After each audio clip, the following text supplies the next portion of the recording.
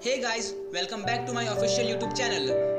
तो इस वीडियो में हम बात करेंगे 10 अद्भुत पावर जो क्वीन एलिजाबेथ II के पास है। अरे वो एवेंजर्स वाली पावर नहीं, वो वाली पावर। समझ जाओ, इंसान वाली पावर सत्ता में रहने के बाद।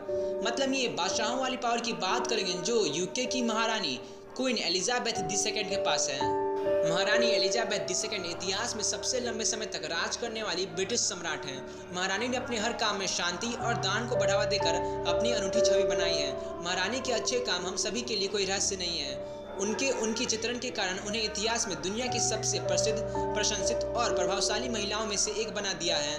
सो let's to a small deep right of UK's great queen power.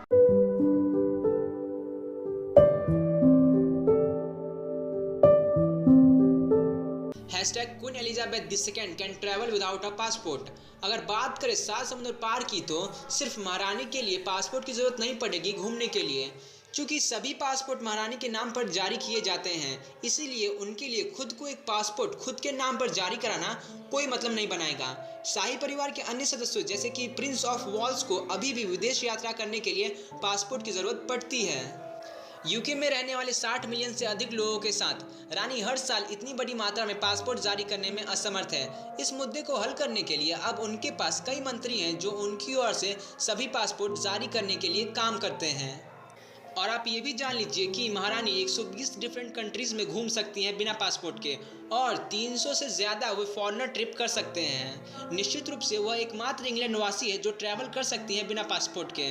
हाँ, अगर आप सोच रहे हैं कि क्या वो इंडिया में बिना पासपोर्ट के ट्रैवल कर सकती है, तो जवाब है जी हाँ, बिल्कुल।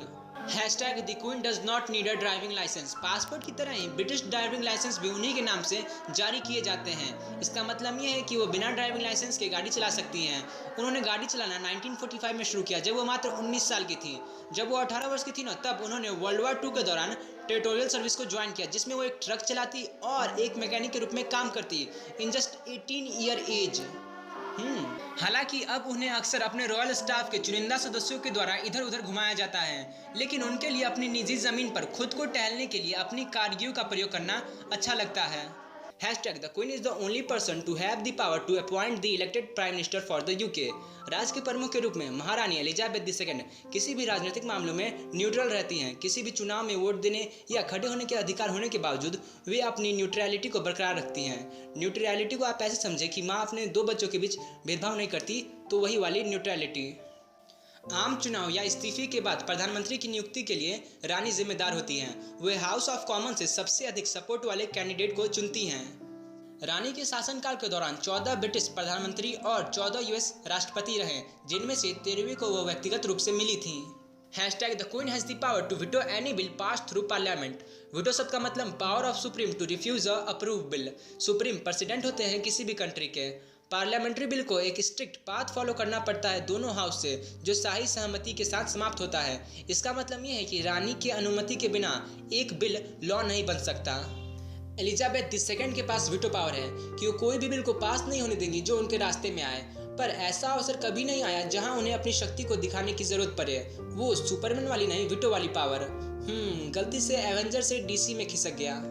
इनफैक्ट लास्ट टाइम इस वीटो को इंग्लैंड में 1708 में इस्तेमाल किया गया था, जब रानी एनी ने स्कॉटिश मिलिशिया बिल को पास ना होने दिया। अब स्कॉटिश मिलिशिया बिल क्या है, ये आप नेट पर सर्च करके देख लीजिएगा अगर आप जानना चाहते हैं तो।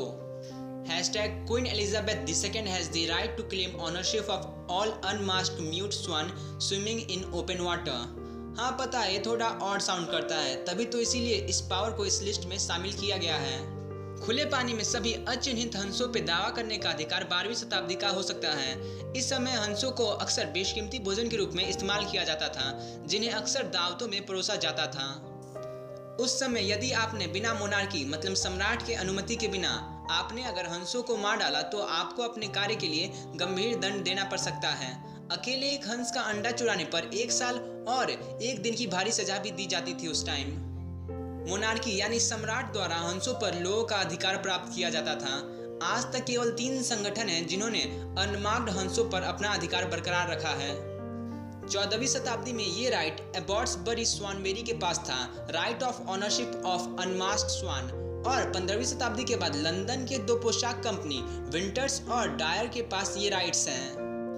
आज हंस अब ब्रिटिश की जनता द्वारा नहीं खाया जाता और ये एक प्रोटेक्टेड स्पीसीज बन चुके हैं। तो आप ये सोच रहे हैं कि क्या ये एक डेड लॉ है? तो नहीं, मरे हुए स्वान भी इस प्रोटेक्शन लॉ के अंदर आते हैं। अगर आप एक स्वान का इस्तेमाल करना चाहते हैं फॉर एजुकेशनल पर्पस, तो इसके लिए पहले आपको परमिशन लेना होगा द क्वींस स्वान मेकर से, और आप अपने लाभ के लिए मरे हुए हंसों को बेच नहीं सकते। इसकी मनाही है यूके में। #The Queen has the ability to grant a royal pardon। Pardon शब्द का मतलब क्षमा करना होता है। महारानी एलिजाबेथ II के पास किसी अपराध के दोषी व्यक्ति को रॉयल पार्डन मतलब क्षमा दान देने या उसकी सजा को छोटी करने की शक्ति होती है, पर सिर्फ यूके के लिए। रॉयल पार्डन या रॉयल क्षमा दान का उद्देश्य मृत्यु दंड से छुटकारा प्रदान करना होता है, या तो माफ करके या तो सजा को छोटी करके। ऐसा कहा जाता है कि 2001 में रानी ने HMP प्रेस्कोट, जो दक्षिण वेल्स में एक जेल है इंग्लैंड में, तो वहां 2 कैदियों की सजा को कम कराया था, क्योंकि उन 2 कैदियों ने एक जंगली सुअर से फार्म मैनेजर को वीरतापूर्वक बचाया था सुअर को मारकर। तो महारानी ने उनकी सजा को छोटी कर दी और वो दोनों जल्दी छूट गए। वो प्रोटेक्टेड स्पीसीज वाली बात मैंने आपको बताई ना, वही है ये। जो रिसेंट में रॉयल पार्डन मिला था साल 2013 में, वे थे father of modern day computing Alan Turing, जिनकी मृत्यु 1954 में हो गई थी। तो रानी ने उन्हें 2013 में क्षमा दी क्योंकि वे होमोसेक्सुअलिटी के केस में फंसे थे और उनका सहयोग था वर्ल्ड वार 2 में कोड ब्रेक करने के लिए, जिसके कारण रानी को उन्हें क्षमा देना पड़ा आफ्टर हिज डेथ। हाँ, अब इस क्षमा को सुनने के लिए वो जिंदा नहीं है। अब क्या, वो तो सालों से जिंदा नहीं है। #The Queen has the power to command the armed force। 1945 में महारानी, जो उस समय एक राजकुमारी थी, टेरिटोरियल सर्विस ज्वाइन की और बनी first female member of royal family to join armed service full time. तब से रानी के अच्छे संबंध बने रहे आर्म्ड फोर्स के साथ। व्यवहार में उनका सेना से कोई लेना देना नहीं है। प्रधानमंत्री, रक्षा राज्य सचिव और अन्य अधिकारियों पर जिम्मेदारी का भार डला हुआ है। तो फिर उनका संबंध आर्म फोर्स से क्या है और कौन सी शक्तियां हैं उनके पास? वे चाहें तो किसी को भी निकाल और नियुक्त कर सकती हैं आर्म फोर्स में। वे लीडिंग रोल भी निभा सकती हैं किसी भी मिलिट्री ऑपरेशन में। तो मैंने तो आपको बता ही दिया कि उनके पास रॉयल नेवी, ब्रिटिश आर्मी और रॉयल एयरफोर्स में किसी को भी नियुक्त करने की शक्ति है। वह आर्म फोर्स का प्रयोग पुलिस के साथ कर सकती है तब जब शांति बनाना जरूरी हो सिविलियंस अथॉरिटी पर। शत्रुओं के साथ व्यापार को नियंत्रण करने में वे सक्षम हैं, और जो दुश्मन के जहाज जिन्हें समुद्र में पकड़ लिया जाता है उस पर कब्जा जमा लिया जाता है और उन्हें पुरस्कार स्वरूप रख लिया जाता है। #The Queen is the only person in the UK who can declare war on another country। Commander in chief रहते हुए महारानी एलिजाबेथ II यूके में एकमात्र व्यक्ति हैं जिनके पास अन्य देशों पर युद्ध की घोषणा करने की शक्ति है। पिछली बार इस तरह की शक्ति का इस्तेमाल वर्ल्ड वार 2 में किया गया था। युद्ध के दौरान किंग जॉर्ज VI ने इस शक्ति का प्रयोग किया था। सो स्टूडेंट, किंग जॉर्ज 6 जब उच्चारण करते हैं तब न किंग जॉर्ज VI बोलते हैं, लिखते हैं बिना द के, पर प्रोनाउंसिएशन करते वक्त किंग जॉर्ज VI बोलते हैं, जैसे queen Elizabeth II। So it is not a English class. Viewers, back to the video. #The Queen cannot be arrested। जी हाँ, आप लोगों ने बिल्कुल सही सुना। महारानी को यूके में गिरफ्तार नहीं किया जा सकता। यह बहुत हद तक इसी तरह है कि उन्हें पासपोर्ट और ड्राइविंग लाइसेंस की आवश्यकता क्यों नहीं होती। एक्सप्लेनेशन ये है कि उनके नाम पर न्याय किया जाता है यूके में। अब जरा गौर से समझें इन चीज़ों को। जब एक आपराधिक मामला अदालत के सामने आता है तो उसे ऐसे कहा जाता है, R वर्सेस द डिफेंडेंट, और यहाँ R स्टैंड करता है रेजिमा शब्द के लिए, जो लैटिन भाषा में रानी को दर्शाता है। अगर डिफेंडेंट दोषी पाए जाते हैं तो वो महामहिम की जेल में सेवा करने में समय बिताते हैं।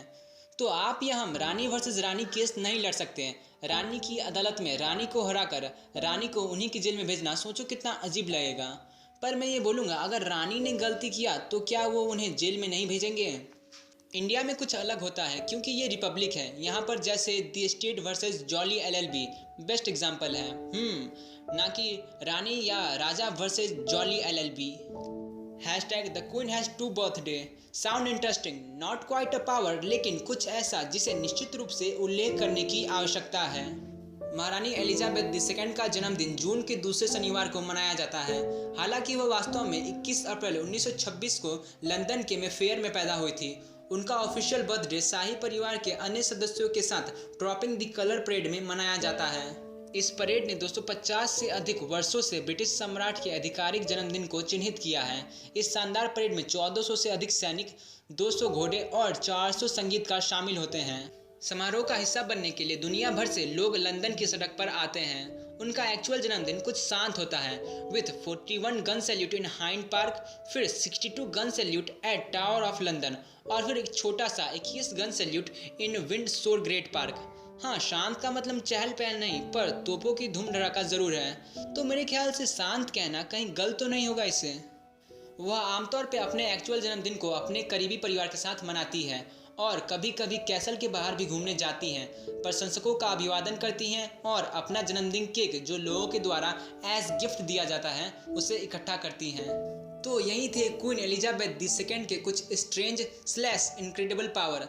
तो अगर आपके पास एक चॉइस हो इन सब पावर में से किसी एक को चुनने का, तो आप कौन सा चुनोगे? 2 जन्मदिन एक साल में? कमेंट करना। Hope you guys love it and enjoy it a lot. Thanks for watching.